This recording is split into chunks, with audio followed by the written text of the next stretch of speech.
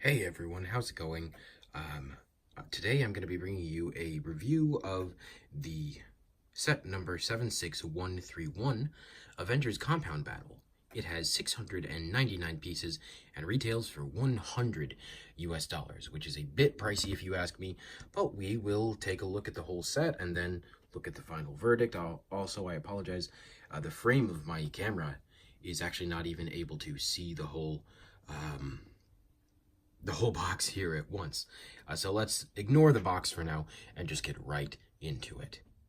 So here we are with the whole Avengers compound battle.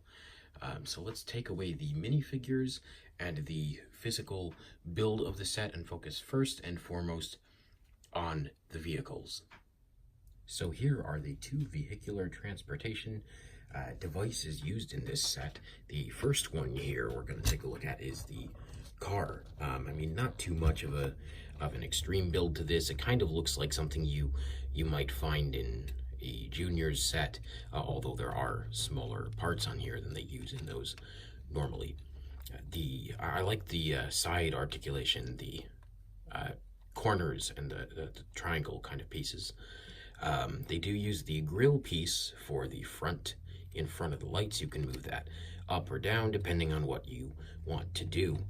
It only has room for one minifigure in the front, and then you can set one minifigure on the back here as well. These are just the extra pieces to the stud shooters. They are not actually supposed to be there. But it's got the tail lights, it's got the symbols and letters and numbers. I'm assuming that's most likely the initials of one of the designers of the set. So pretty decent car. It moves smoothly, it moves well, and it can actually fit in the garage in the set, which I'll show you in a bit. So let's take a look at the helicopter. So here it is, the second vehicle. It's just the kind of regular helicopter. Not too much of a build. They didn't put an extreme amount of design or anything into this just because it's a very small portion of the build. But there are stickers on both sides here, as well as one with the Avengers logo on the top. So I like these bits. It gives it a nice little bit of class. It makes it a bit more interesting than just a regular helicopter. And then you've got your jets here on the back, fire extinguisher on the one side, and if we spin it around, we've got Nebula's other sword on the other side. So, I mean, the blades spin. You can move those up or down if you wish, although I don't know why you would really want to have them up there like that. And then the actual cockpit does open, and you can fit one minifigure in there, and the little piece there, that is a sticker as well that is not printed. But it does have the kind of machine gun over here. I'm not going to flick all the missiles because I will lose each and every single one of these. So let's just move on to the actual compound. So here it is. Here's the build of the Avengers compound set. Just taking a quick look at the outside here. Let's take a look at the garage first. We've got our little blaster cannons up here. They move around. They spin all the way around, so the full 360, and then they can move up and down a good, I don't know, what is that? Quite a few degrees, so it's pretty solid there. Same thing with the other one. It moves up and down and then to the side. Now looking at the, I don't know really what this is. I don't know if it's some form of a cannon or a cell receptor. I'm not really sure, but it does move all the way around and then up and down as well, and it has quite a bit of decent articulation with that. So taking a look at the actual garage, we've got the little stopper here for the car. It does move up and down, which is kind of nice, and then there's actually enough room for the car to go all the way back in there, right to the back. It's got little cheese slopes on the end there, to stop the car from rolling too far back. But these pieces right here are stickers. And my favorite part about the garage, the actual garage door, which does revolve all the way down. It looks like I actually am missing a piece. It didn't physically come with the set, so I'm going to have to email Lego about that. I'm missing just the one top bar here, which is very unfortunate, but it is really a nice feature to have it be able to move up and down at will, and actually be able to drive the car in and out. So moving up to the top here, we've got this Avengers logo with these, the little handlebar pieces, which actually do, oh, there it is. I was looking for the helicopter here. They're actually used as a placeholder to keep the helicopter in place. That way it doesn't fall off or anything. It sits on there pretty well. So you've got your little helipad roof there, which is kind of nice. So moving around to the middle here, we do have the little bridge on the top, which is kind of nice. You've got your steps there, as well as the railing, so just so they can get from the garage to the other part of the set, the main building. So over here, we've got a little rack for some tools and some stuff to fix the car if it breaks or whatever really happens to it. And then the door on the side here does open and close as well. So I like the fact that they did pay attention to quite a bit of detail throughout this whole set. So let's zoom back out and take a look at the other side. So here is the primary building to it. So let's start on the roof here. I like that we've got a couple nice little pieces. I think that's the muffin or ice cream piece, but used just for some, I don't know, ventilation pieces and whatnot. And then you've got your rotating gun here, which it's very nice. You can move it up and down and then to the sides. And then the missiles do actually fire. I'm just going to fire them at the back here. So they actually shoot pretty nicely. They're pretty hard. So I like the way that they built these windows on these hinge plate parts. There it is. Now you can see it a little bit better. So it gives it a much cleaner look with an angle here. You can technically move the windows out a little bit, although I don't see why you would really want to. So looking here, we've got the keypad to get into the house. Or the compound, and we have the door that, once again, it does open and close. So let's take a look at the back. So here is the internal part of the top room. It's just got a couple of chairs, as well as the table, which I guess the Avengers sit on.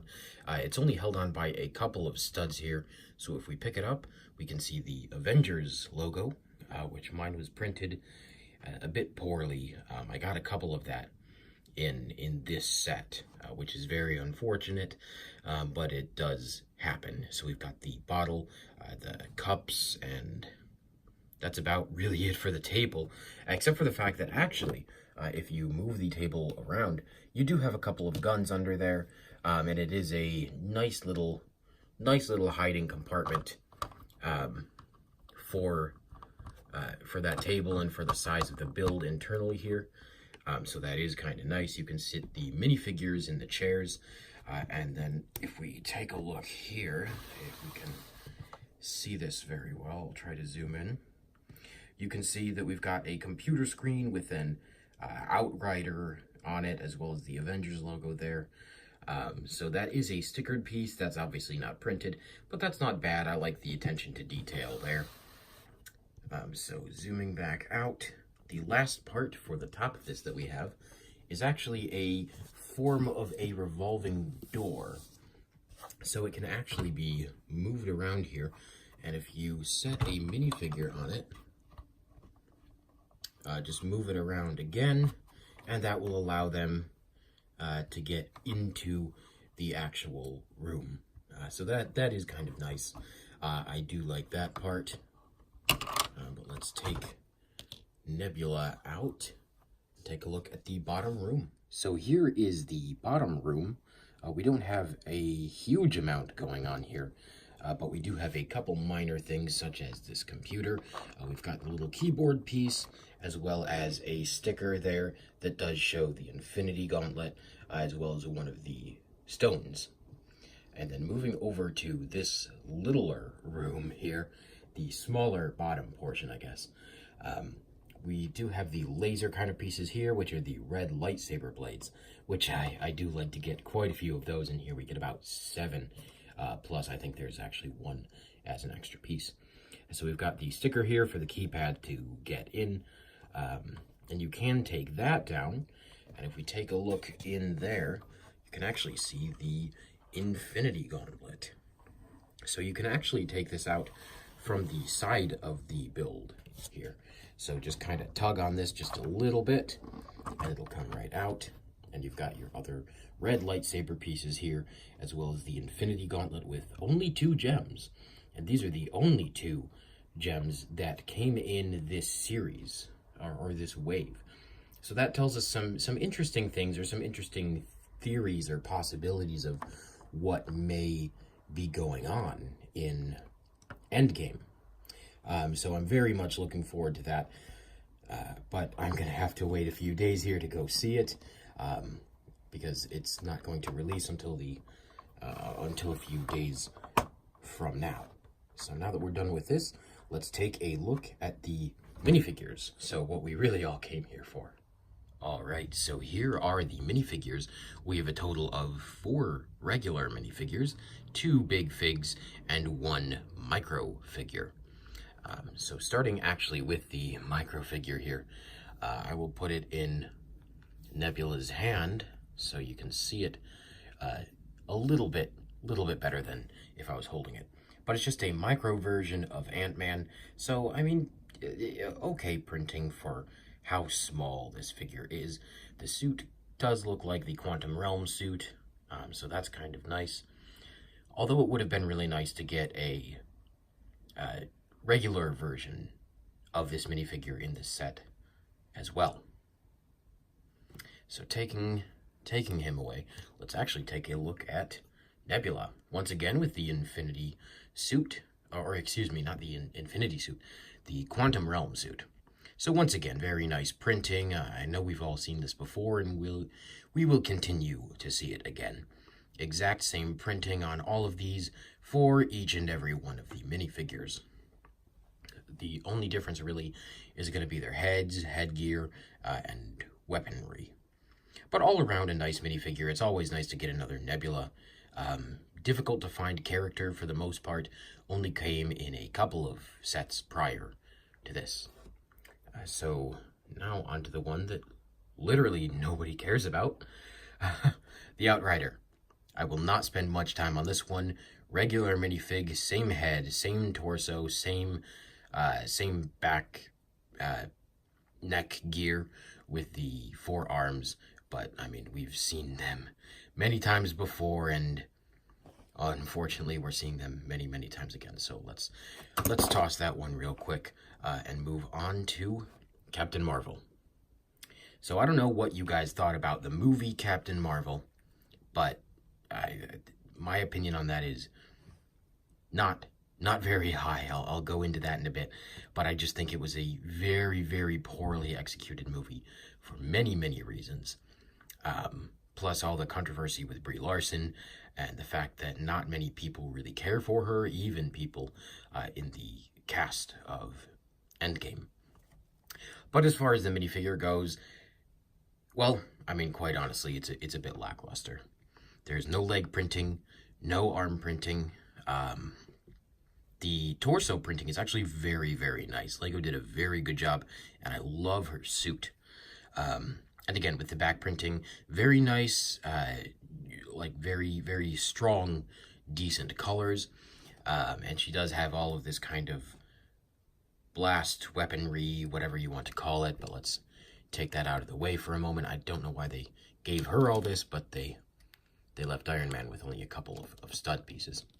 So as far as her head printing goes, there's her normal face, which is kind of her normal face in real life too. She doesn't seem to smile a whole ton in the movie. It's just kind of a regular. She looks very bored with everything she does, for lack of a better term.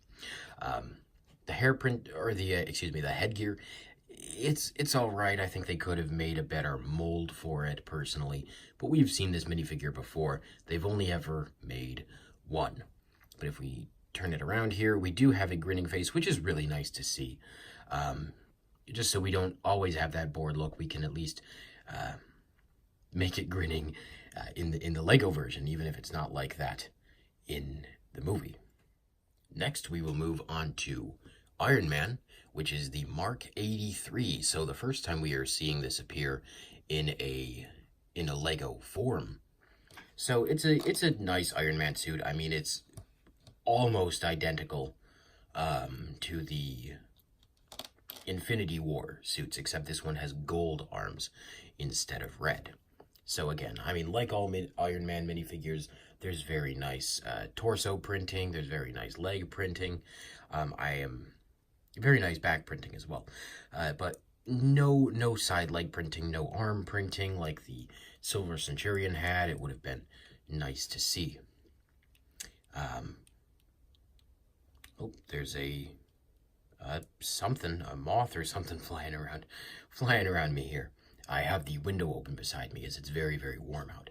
So the moths keep coming in with all of the like 75 light bulbs I have in here. So lifting up the helmet, we've got our normal hologram Iron Man face, which is very nice. As always, good job, good attention to detail, but we've seen it before. And then we've got the regular Iron Man face, which mine actually was not printed correctly, so it's very, very, it's not great. The lines are very thick, they're very kind of muted. So taking a look between the two here, this one just looks very, very poor compared to this one. So I may have to swap out the head for this, as I don't appreciate that the printing is very bad on this one. Moving on, let's take a look at Thanos real quick. So I will actually grab the other Thanos from last year, which is going to be this one right here. So very, very different. This one's more of a grin, smiling face, whereas this one is a mean, angry face. They both have, I mean, their helmet and their armor, but this one does have quite a bit better printing. It's even got the armor on the side of the arms there. It's got all of the gray armor on the front versus the blue on this one. And I'm not sure why it came with the sword on the old one, as he never really had that a whole ton in the movie. And same thing with this. I don't know why it came with the hammer.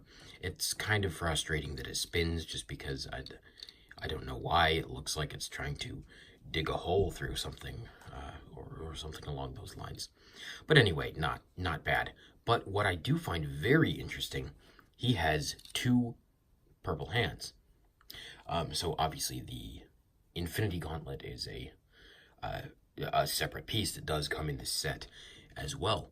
And I can understand that for the first generation one, because he didn't have the gauntlet on the whole time, or they almost took it off about halfway through the movie. But for this one, he has no excuse. Why would he not have the gauntlet? So it's just interesting to think about. I don't remember that really being a thing. But let's take a look at Hulk. So once again, let's go ahead and take a look at both the Hulk in this set and the Hulk from Age of Ultron, just to kind of see the differences. Once again, more of a happy face on here, more of a mean face on the Age of Ultron one. And then obviously he's got the Avengers logo and the purple shorts, and he has more of the blue shorts in this one. And it does have the printing on them. I'm not sure how well you can actually see it, because the lighting in here is, I had to turn off a couple of the lights because bugs kept coming in from outside as I have all of my windows open. But it does have the printing on the leg parts here. So that is very nice, and it's always nice to get another big fig Hulk. He only came in a couple of sets so far and is very expensive to buy standalone. I mean, you're probably looking with shipping about 25 bucks just for him. So let's take a step back and take a look at the whole set in general. So here we have it, the whole set, all of the minifigures and the whole nine. So oh, I forgot I tossed the Outrider earlier. We always forget about him because he's pointless. So yeah, here's everything. We've got both of our vehicles here. We've got your main compound, and then all of your minifigures and the big figs. It's a great set. It really is. But that being said, is it worth $100? Personally, I don't really think so. I bought it for $100 so I could review it for you guys, so you would not have to spend that money without taking the proper precautions. So I would definitely go ahead and just wait for a sale on this one. I mean, none of the items or the pieces are really all that exclusive. I mean, we got a Thanos last year. I mean, I have 100,000 different Iron Man minifigs. We've seen Captain Marvel before. We've seen Hulk before. The Micro Ant-Man doesn't really do much. I mean, in my opinion, he's just kind of chills there. And then the Outrider, I'm sure each of us have a slew of these guys. We could probably recreate that whole army just with the sets that came out in the past couple of years. So yeah, let me know what you guys think, whether or not you think it is worth it or it is not. I personally would not spend $100 on it again, but I did want, again, to review it for you guys so you guys can make a proper decision one way or another. So until next time, guys, I will be posting a few other reviews here, and I'm very much looking forward to Infinity War, but please go ahead and give it a like and a share, and I will be bringing you guys more content so you do not have to waste your money on sets that you could find at a much better deal in the future.